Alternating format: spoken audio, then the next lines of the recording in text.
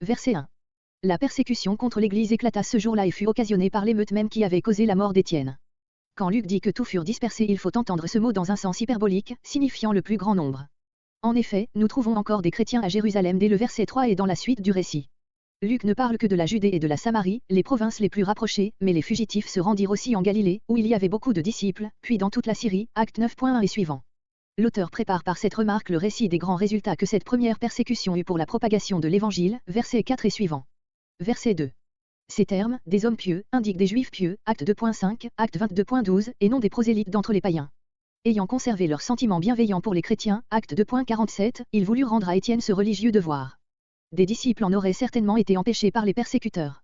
Ils firent grande lamentation sur lui, le substantif que nous traduisons par lamentation dérive d'un verbe qui signifie se frapper la poitrine en signe de deuil, Luc 8.52. Les funérailles qu'ils firent à Étienne eurent l'éclat et la solennité que les orientaux aiment à donner à ces cérémonies, Matthieu 9.23, Marc 5.38.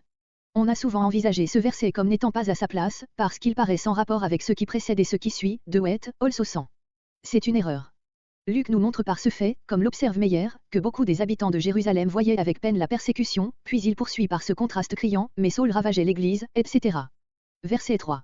Meyer fait observer la progression dans la haine de Saul contre les chrétiens, d'abord il garde les vêtements des meurtriers d'Étienne, Acte 7.58, puis il prend plaisir à son supplice, verset 1, et enfin il ravage l'Église, comparé Acte 9.21. Lui-même se rappellera avec douleur ce temps de sa vie, Acte 26.9-11, Galates 1.13, 1 Corinthiens 15.9. Verset 4. Prédication de Philippe. Les chrétiens de Jérusalem, dispersés par la persécution, annoncent l'Évangile. Philippe prêche le Christ à Samarie. Les miracles qu'il accomplit attirent l'attention. De nombreux malades sont guéris. La joie est grande, 4 à 8. Simon le magicien. Il pratiquait la magie à Samarie, se donnant pour un être supérieur, il fascinait tout le peuple, qui le tenait pour une incarnation de la divinité. Depuis un certain temps il exerçait son influence sur les Samaritains, quand ceux-ci crurent à la prédication de Philippe et demandèrent le baptême. Simon lui-même devient croyant, reçoit le baptême et s'attache à Philippe, la vue des miracles que Philippe opère le stupéfie, septembre 2013. Intervention des apôtres. À Jérusalem, les 12 apprennent la conversion des Samaritains. Ils délèguent auprès de Pierre et Jean, qui demandent pour eux le Saint-Esprit, car il ne leur avait pas été donné au moment de leur baptême. Il leur est communiqué par l'imposition des mains des apôtres, 14 à 18. Simon le magicien et Pierre. Simon offre de l'argent aux apôtres, afin de recevoir d'eux le pouvoir de communiquer l'Esprit par l'imposition des mains. Pierre lui répond que cet argent ira avec lui à la perdition, puisqu'il a cru acquérir par son moyen le don de Dieu. Il y a incompatibilité entre le pouvoir qu'il réclame et les dispositions de son cœur, qui n'est pas droit devant Dieu. Qu'il se repente et demande à Dieu de lui pardonner la pensée qu'il a eue, car en elle se révèle l'esprit d'hostilité et d'injustice auquel il obéit. Simon demande aux apôtres d'intercéder pour lui, afin qu'il évite le châtiment dont ils l'ont menacé, 19 à 24. Retour des apôtres. Reprenant le chemin de Jérusalem, ils évangélisent beaucoup de villages samaritains, 25. Ministère de Philippe. Versets 4 à 25. L'Évangile en Samarie. Ces dispersés deviennent autant d'évangélistes, ils vont de lieu en lieu, grec, évangélisant la parole, l'esprit missionnaire est né avec la vie chrétienne. C'est ainsi que, dès l'origine, le sang des martyrs a été la semence de l'Église. Ce moment est d'une grande importance dans l'histoire de l'Église primitive, l'Évangile sort de l'étroit horizon du judaïsme, pour se répandre au loin dans le monde. Tout d'abord il est accueilli par le peuple des Samaritains qui, bien que profondément séparés des Juifs, observaient encore la loi de Moïse. Plus loin, quand Luc nous montrera l'Évangile se répandant en Syrie et à Antioche, en Phénicie et jusque dans l'île de Chypre, il rattachera expressément ce nouveau progrès à la dispersion des chrétiens de Jérusalem après la mort d'Étienne, Acte 11.19. Verset 5. Luc nous montre en Philippe un de ces chrétiens dispersés qui annonçaient la parole, c'est-à-dire qui prêchaient l'Évangile, verset 4. Philippe n'était pas l'apôtre de ce nom, mais l'un des 7 diacres, Acte 6.5. C'est le même qui, en Acte 21.8, est appelé un évangéliste. Le texte reçu, avec C, D, porte, une ville de Samarie, ce qui laisserait ignorer de quelle ville il s'agit. La ville de Samarie, Codex Sinaiticus, B.A., désigne la ville qui a donné son nom à la province. Fondée par Amri, un roi 16.24, elle avait été la capitale du royaume des 10 tribus. Sa chute en 722, après un siège mémorable, marqua la fin de ce royaume, 2 Rois 17. Elle fut, peu avant l'ère chrétienne, agrandie et embellie par Hérode le Grand qui, en l'honneur de l'empereur Auguste, l'appela Sébaste, Augusta. De nombreuses ruines marquent son emplacement, près du village de Sébastige, à 2h30 au nord-ouest de Sichin, voire sur la Samarie. Matthieu 10.5, Jean 4.9, note. Ces mots, il prêchait le Christ, signifient qu'il prouvait à ses auditeurs que Jésus était le Messie, loin de Dieu, le Sauveur. Verset 7. Les Samaritains furent attentifs, grecs, eux écoutant les choses que Philippe leur disait, Codex Sinaiticus porte, en l'écoutant, lui, Philippe, et voyant les miracles opérés par lui, ou, suivant l'interprétation plus généralement reçue, qui suppose la leçon des autres documents et donne le même régime aux 2 verbes, eux apprenant et voyant les miracles. C'est ainsi qu'ils parvinrent à la foi et à la joie. Jésus lui-même avait semé dans ce pays-là et préparé cette belle moisson, Jean 4. On sait que les Samaritains attendaient la venue du Messie, Jean 4.25, et il est probable que, dans le sentiment de leur misère morale, ils étaient moins opposés à l'Évangile que les Juifs avec leurs orgueilleux préjugés. Mais aussi leur ignorance les exposait à toute espèce de superstition, verset 9 et suivant. Verset 9. Auparavant, c'est-à-dire avant que Philippe vînt à Samarie. Ce Simon était un de ces imposteurs, boîtes, très nombreux alors, qui prétendaient posséder les secrets de la nature et communiquer avec le momie invisible. Il se livrait aux arts occultes, faisait profession de prédire l'avenir, d'évoquer les morts, de faire des guérisons miraculeuses, d'exorciser les possédés, en un mot ils exerçaient la magie avec toutes ces mensongères pratiques et ils trouvaient dans la superstition populaire un terrain propice qu'ils exploitaient pour satisfaire leur cupidité. De là cet étonnement ou plutôt ce ravissement du peuple, mis hors de lui-même par le magicien, sens du mot grec, de même au verset 11. Simon le magicien joue un rôle considérable dans la littérature du second siècle. La tradition fait de lui le chef d'une secte gnostique et l'ardent adversaire de l'apôtre Pierre. Mais il ne faut pas conclure des légendes qui se sont greffées sur son nom que Simon n'a jamais existé. L'histoire a conservé la trace certaine de deux hommes avec lesquels on peut identifier le personnage de notre récit. L'un, dont parle Joseph, Antiquité juive, XX, 7, 2, fut, vers l'an 60, employé par le gouverneur Félix pour détourner la reine Drusille de son époux, Aziz roi d'Anmèse, en Syrie. Mais il s'agit plutôt d'un autre Simon, que Justin, Apollo. I26 mentionne comme originaire de Gita en Samarie, tandis que Joseph donne au Simon dont il parle l'île de Chypre pour patrie. Le Simon nommé par Justin est considéré par les pères, depuis Irénée, contre les hérées. I23 comme l'instigateur de toutes les hérésies. Verset 11. Dans ces temps où les peuples avaient généralement abandonné leurs croyances religieuses, ils étaient d'autant plus accessibles à toutes les superstitions. Ainsi ces Samaritains s'attachaient à Simon avec un engouement général, voyant en lui quelque incarnation de la puissance de Dieu, celle qui est appelée la Grande. Le mot appelé, Saint B, A, C, D, omis à tort par le texte reçu, suppose que les Samaritains distinguaient entre plusieurs puissances émanant de la divinité, c'était la principale de celle-ci qui se manifestait, croyaient-ils, en Simon. Simon les avait induits à cette croyance par l'importance qu'ils se donnaient, verset 9. Verset 12. Luc a dit, verset 6, comment ces Samaritains furent amenés à la foi, ici, il nous apprend ce qu'ils crurent. Philippe leur annonçait la bonne nouvelle de la venue du Messie, qu'il attendait et de la fondation du royaume de Dieu par la vie et la mort de Jésus et par son retour dans la gloire. En un mot, il leur prêchait le nom de Jésus-Christ. Tel était l'objet de leur foi nouvelle, et comme il l'a professé en demandant le baptême, Philippe n'hésita pas à les baptiser, hommes et femmes, sans distinction. La suite du récit nous montrera ce qui manquait encore à ces nouveaux croyants, versets 15 à 17. Verset 13. Simon lui-même crut, comme il pouvait croire avec sa disposition morale, c'est-à-dire qu'il fut intellectuellement convaincu que Philippe prêchait la vérité en annonçant Jésus comme le Messie et surtout que cet évangéliste était en possession d'une puissance supérieure à la sienne. Ce furent, en effet, les signes et les grands miracles opérés par Philippe qui le mirent, grec, hors de lui-même d'admiration. Il éprouva à son tour l'impression qu'il avait produite sur d'autres par ses pratiques de magie, versets 9 et 11. Dans son admiration il ne quittait plus Philippe, grec, il était s'attachant à Philippe. Il ne faut pas s'étonner que Simon fût baptisé avec les autres croyants, comme il se disait convaincu, ce qui était vrai dans une certaine mesure, Philippe, qui ne lisait pas dans les cœurs, n'avait aucune raison de lui refuser le baptême. Verset 16. Les apôtres avant appris à Jérusalem les faits jusqu'alors inouïs qui se produisaient en dehors du peuple juif et parmi des Samaritains, éprouvèrent le besoin de voir par eux-mêmes ce qu'était ce mouvement religieux. Leur droit et leur devoir était de l'examiner, de le diriger, de l'affermir, car c'est à eux que le Seigneur avait confié le gouvernement de son Église. En outre, il fallait rattacher ces nouveaux chrétiens de Samarie à l'Église apostolique, afin d'en conserver l'unité. Il délègue pour cela Pierre et Jean, qui nous sont souvent présentés travaillant ensemble, acte 3.1, acte 3.11, acte 4.13-19, etc. Pierre dont on a fait le prince des apôtres, se laisse humblement déléguer avec son collègue Jean.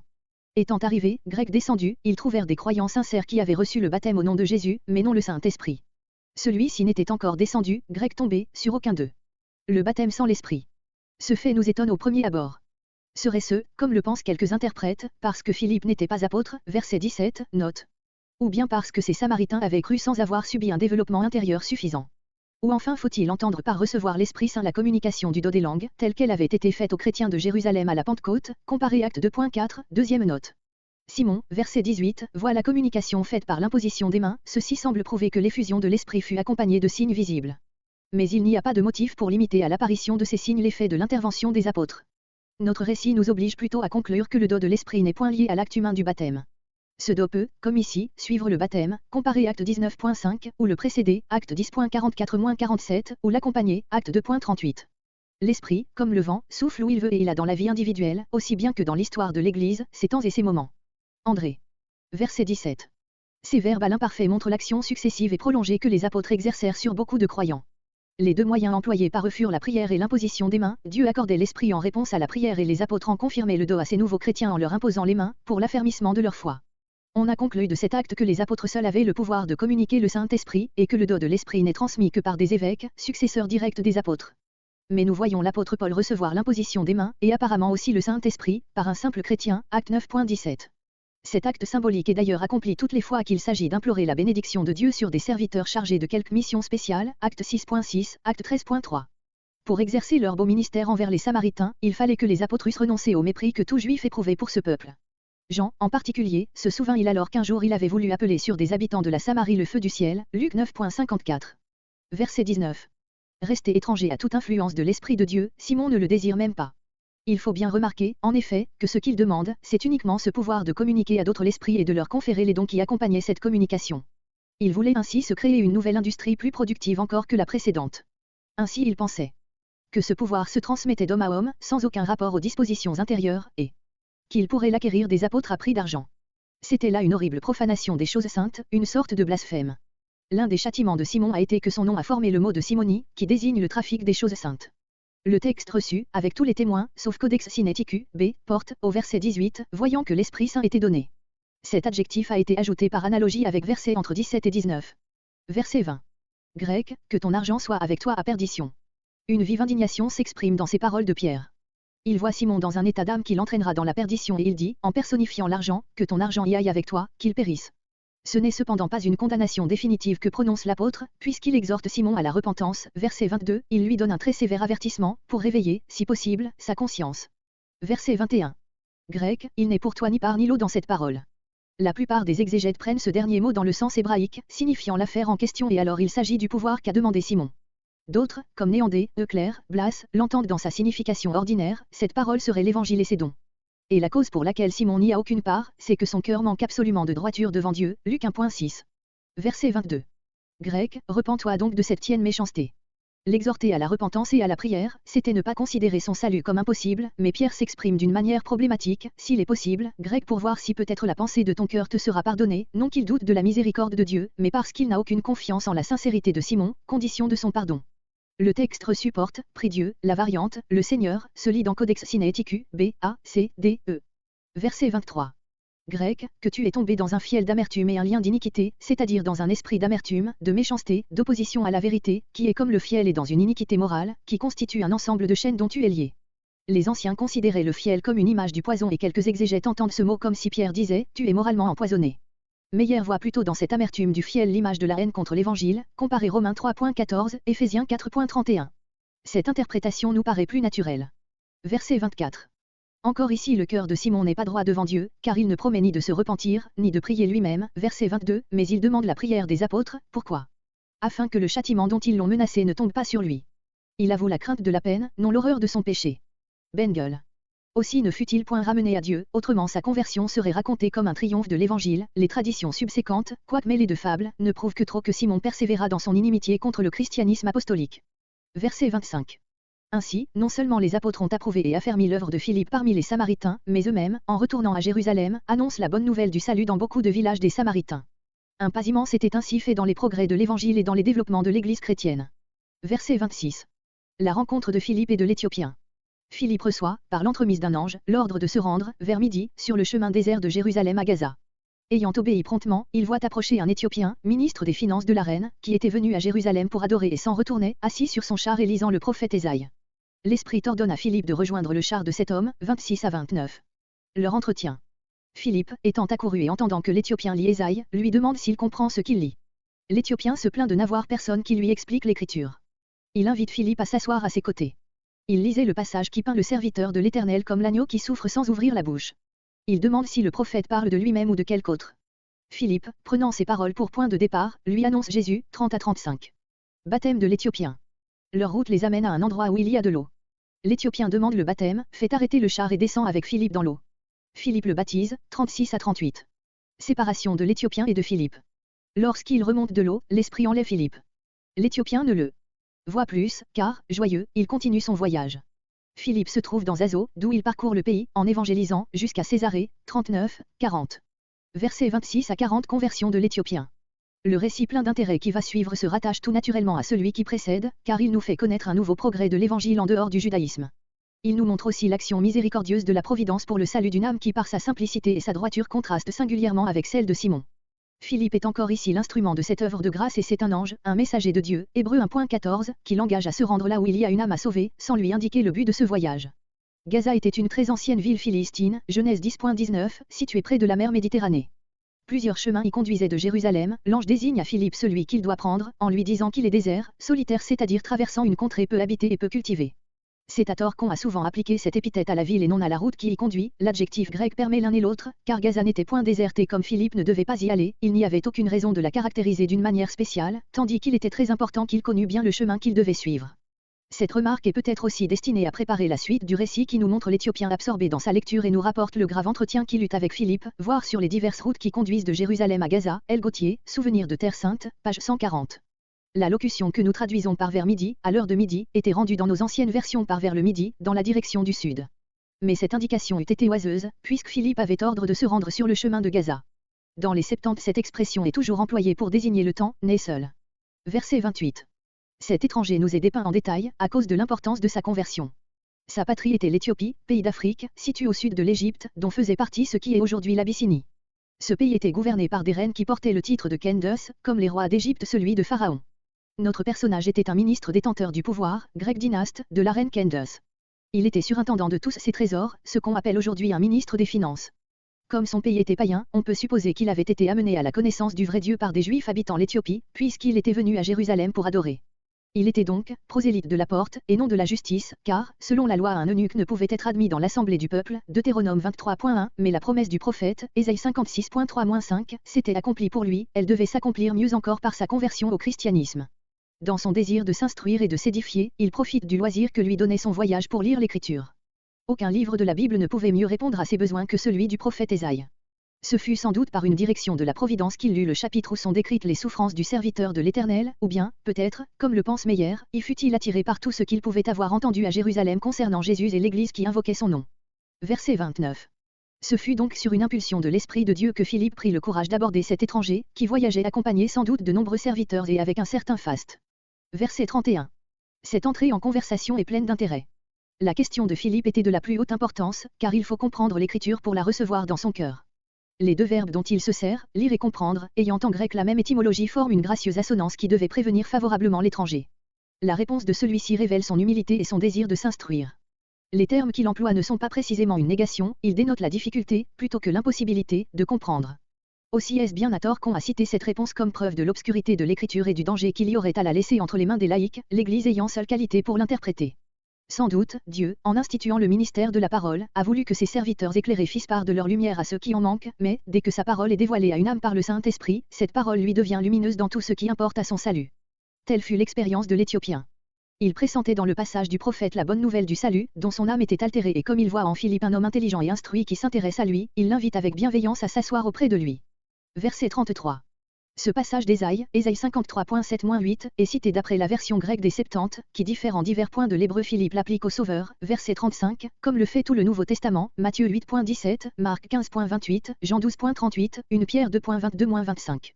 Jean-Baptiste lui-même a bien compris qui était cet agneau qui n'ouvre pas la bouche, Jean 1.29. La première partie de notre citation, verset 32, s'entend d'elle-même, Marc 14.60, Luc 23.9, Jean 19.9, mais le sens de la seconde, verset 33, est difficile à déterminer. Plusieurs interprètes traduisent, c'est dans l'humiliation, comparé Philippiens 2.8, que son jugement, ce jugement qu'il subissait de la part des hommes, a été consommé, achevé. Mais le terme grec signifie enlever, ôter et il n'y a pas de motif de s'écarter de ce sens, par son obéissance, il a vaincu la mort, en s'affranchissant de la condamnation que le péché de l'humanité faisait peser sur lui. L'hébreu porte, il, le Messie, a été enlevé par l'angoisse et le jugement, ce qui signifie simplement que sa mort a été violente et douloureuse. La phrase suivante de la citation est encore plus obscure, qui dira ou racontera sa génération. On a quelquefois traduit ce dernier mot par la durée de sa vie, mais le terme de génération n'a jamais ce sens. Les pères de l'Église l'ont entendu de l'origine divine et de la génération éternelle du Fils. Plusieurs interprètes modernes traduisent, qui dira combien sa génération, c'est-à-dire ses contemporains étaient corrompus et méchants, pour avoir retranché sa vie de la terre. Cette explication tient compte du mais, qui oppose à la juste conduite de Dieu la perversité des hommes. On objecte que dans notre morceau l'attention est concentrée sur le Messie et son œuvre. C'est pourquoi plusieurs prennent le mot de génération dans le sens de postérité et y voient tous les hommes qui seront sauvés par ses souffrances. Mais cette signification ne s'écarte-t-elle pas trop de l'hébreu qui porte, dans sa génération, parmi ses contemporains, qui prend garde qu'il a été retranché de la terre des vivants et que la plaie l'a frappé pour les péchés de mon peuple. Les Septante ont-ils voulu introduire ici déjà la pensée du verset 10. Ce n'est pas impossible, mais l'interprétation de leur texte demeure douteuse et celle de notre passage ne saurait non plus être fixée avec certitude. Le dernier sens indiqué aurait l'avantage d'introduire naturellement un entretien sur le règne spirituel du Messie. Verset 35. La question de l'eunuque trahit sa candeur et son besoin de s'instruire, aussi bien que son intelligence. En effet, c'est de cette question que dépendent tout le sens et l'importance de la grande prophétie d'Ésaïe. N'est-ce pas la question que discutent aujourd'hui encore les théologiens? La réponse de Philippe est très claire car cette prophétie lui sert de texte pour, grec, évangéliser Jésus, c'est-à-dire exposer sa vie, ses souffrances, sa mort, notre salut en lui. De tout temps, les lecteurs croyants de la Bible, juifs ou chrétiens, ont fait la même réponse à cette question, de qui parle le prophète. Verset 36.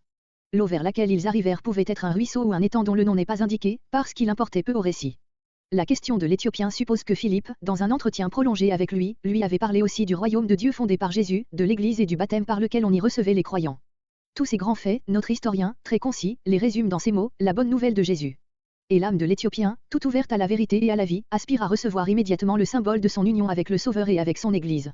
Le texte reçu porte verset 37 ainsi conçu, or, Philippe dit, si tu crois de tout ton cœur, cela est permis, variante tu seras sauvé. Et répondant, il dit, je crois que Jésus-Christ est le Fils de Dieu. Ce verset manque dans Codex Sinaiticus, B, A, C, etc., dans la plupart des versions et des pères.